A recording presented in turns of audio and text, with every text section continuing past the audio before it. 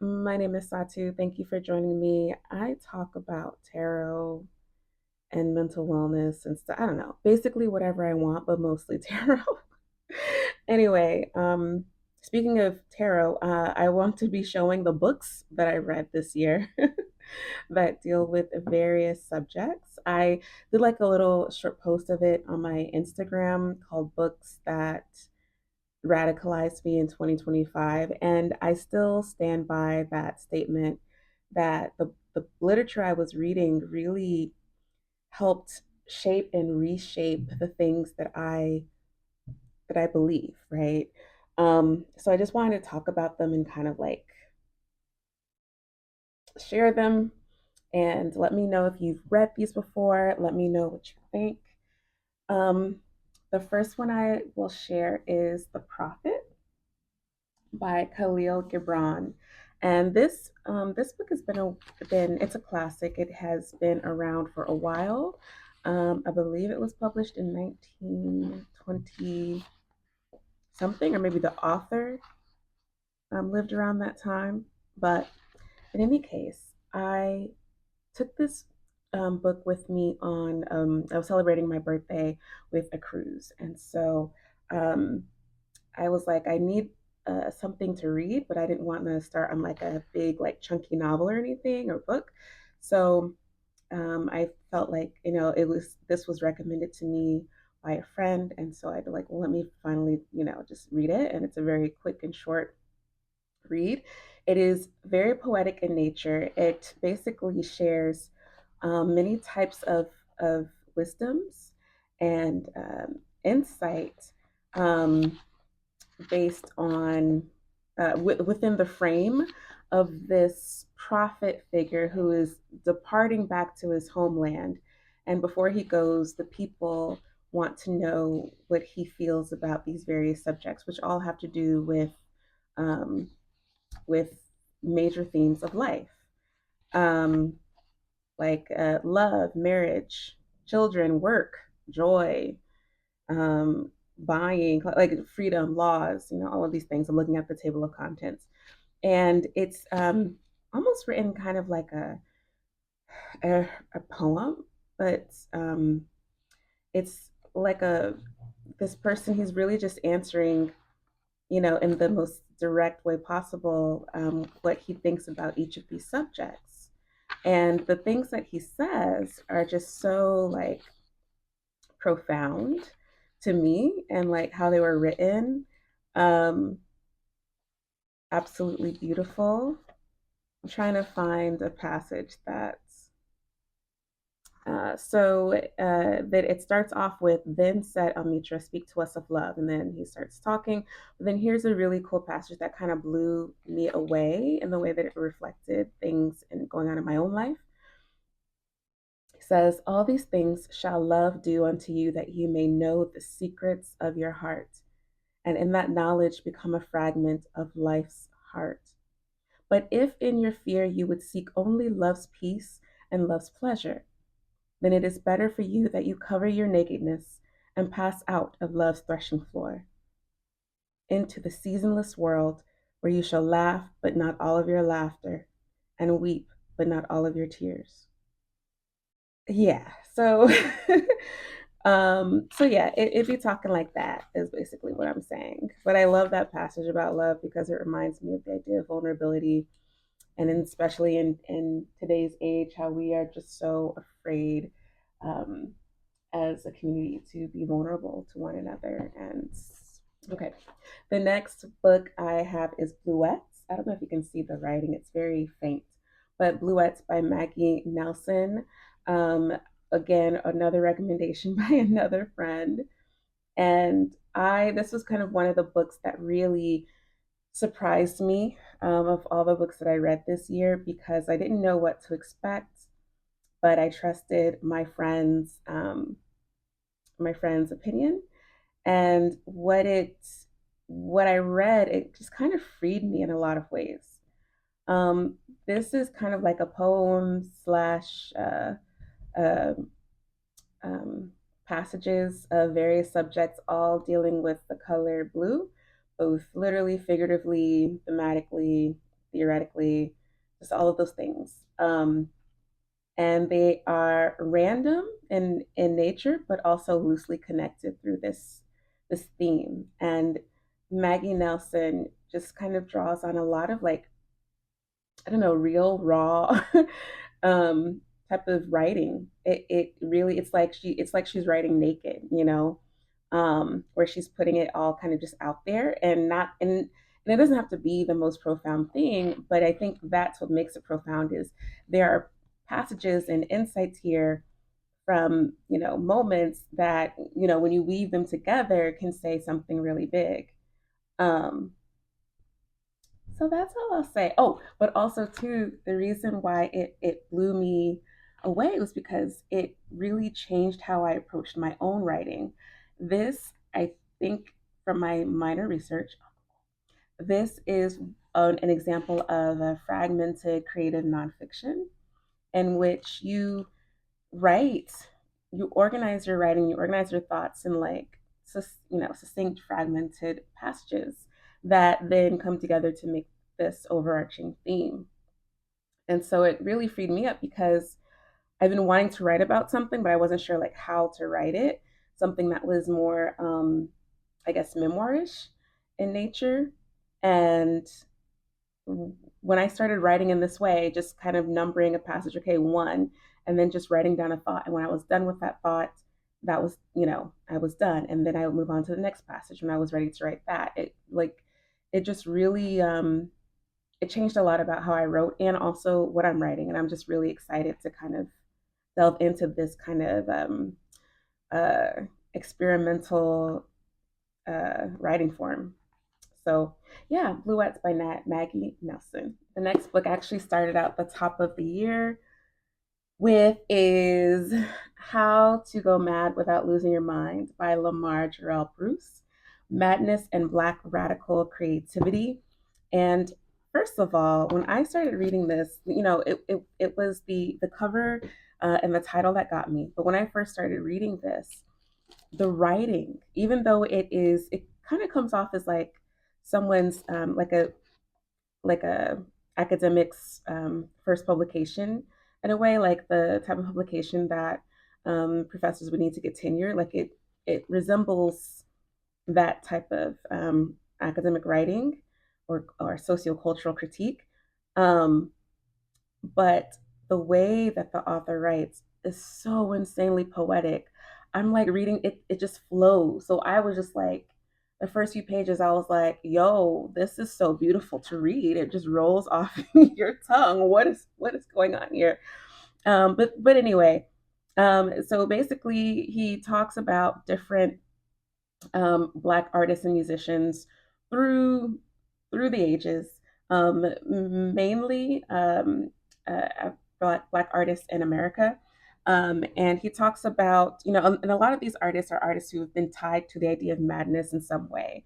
So, for example, Lauryn Hill, right? They, after her album dropped, Miseducation, she was making a lot of decisions that maybe baffled people, like a lot of life decisions.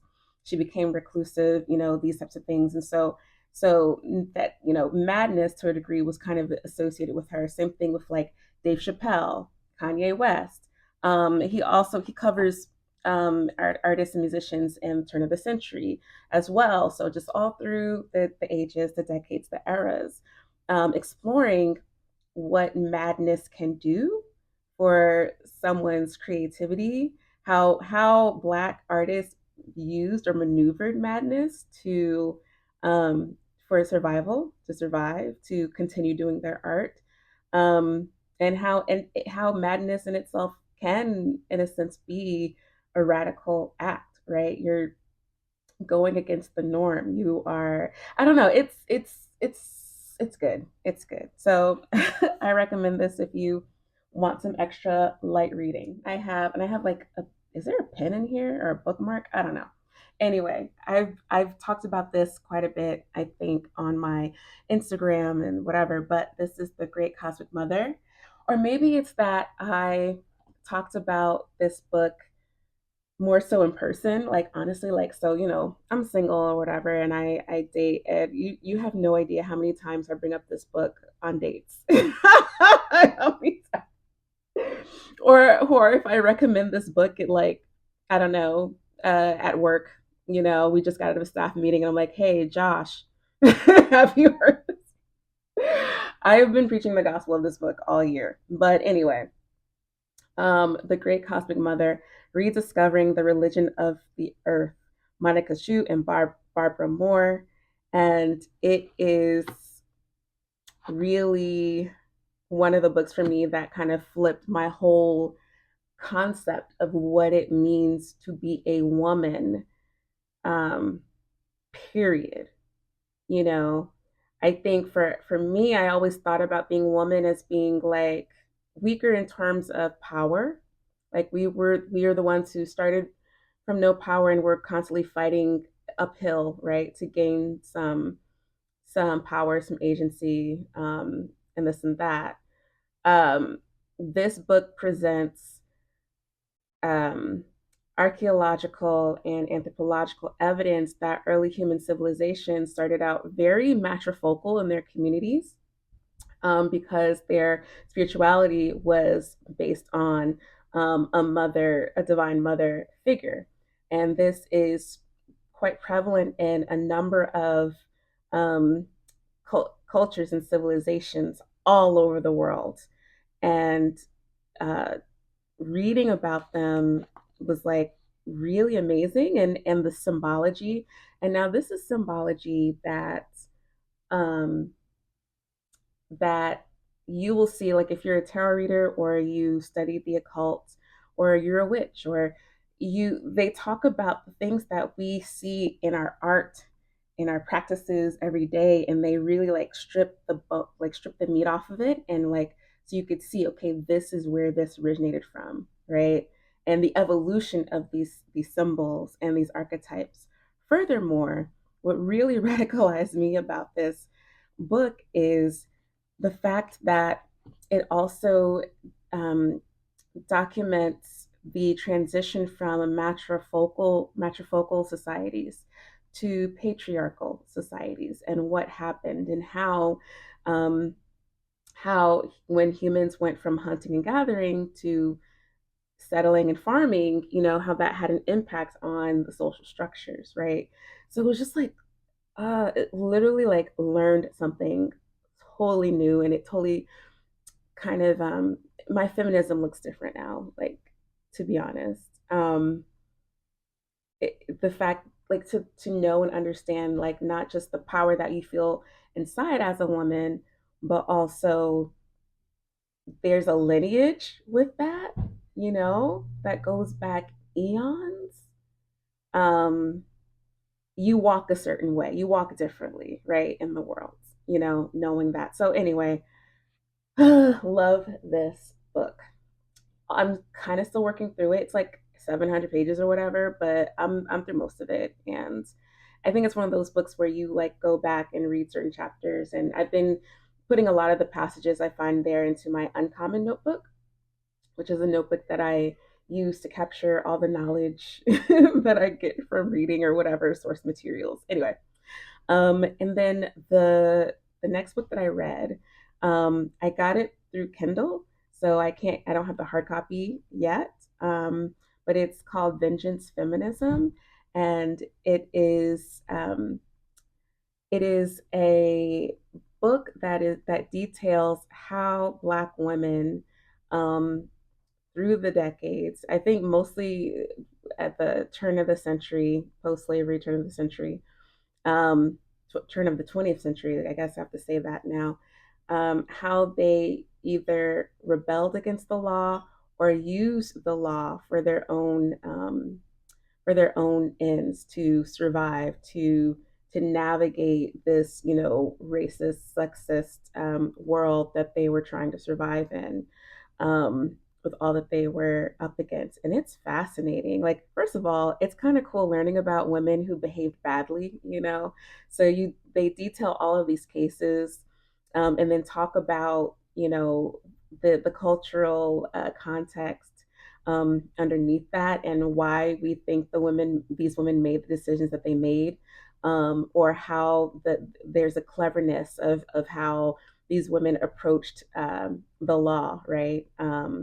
To whatever end that they were trying to get at. So it was really cool, and just was like, I don't know, it kind of made me feel like a bad bee, you know, even though I don't commit crimes, but whatever. But I support a woman's rights and her wrongs. Okay, so so that is vengeance feminism. Before I go, I just wanted to mention two books that are on my TBR at the top of January 2026. So I hope to be able to talk more about these books too. The first of which is called, and I haven't read these yet. I want to. I will. Is God is a Black Woman by Christina Cleveland, PhD, and and it says the tagline is a revolutionary journey from the white male god to the sacred Black feminine. And I think it chronicles um, this particular author's kind of journey through spirituality from the perspective of a Black woman. So thinking about this mother archetype, this divine mother archetype, divine creator, creatrix archetype, um, and how she was able to resolve her connection to it despite the white and maleness that has been attributed to this archetype over the centuries. So I think that's my assumption when I read the back. So I'm looking forward to seeing what I can get out of this, what I can learn from this. I hope it's good. And then the second one I got so far is the notes, side notes from the archivist, poems by Anastasia Renee. And so um, this is, I've been not really, I mean, I've always thought about it, but I think I've been more explicit in referring to myself as a womanist, and what that means to be a womanist. And here, Anastasia Renee um, thematically captures, you know, her ideas on it, and what that politic looks like through poetry and prose. And again, this reminds me of Maggie Nelson's Bluets, in that I feel like not only am I going to get something out of the actual content, but I am also going to take some notes about the form in which she's writing as well. Just this kind of like this stew of prose and poetry and notes and bullets and photographs, even because you know I do photography. So I'm kind of reading this for like three reasons. So I hope it's good. If you've read any of those books, let me know if I'm in for a good time or not. Okay. Anyway, that is all I have to share regarding the books that I read. I hope you're interested in them as much as I am, and I hope you check them out. Let me know what you think. And I'll be doing a video soon about all the decks that I bought in 2026, because that's important too. All right, anyway, stay tuned and take care. Bye.